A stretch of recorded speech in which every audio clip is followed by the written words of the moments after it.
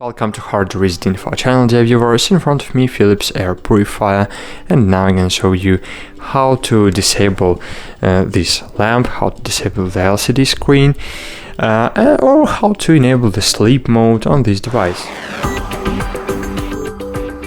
So, as everybody knows, sometimes when you're trying to fall asleep, when you try to sleep good, even micro source of light can prevent of this. So, to disable the screen, we just need to click on the light button. As you can see, we have here the button with lamp sign. So by clicking it, we're enabling the screen and this LED lamp. And by clicking it again, we can disable them. That's it. Thanks for watching. Like this video, subscribe to our channel, and bye. See you!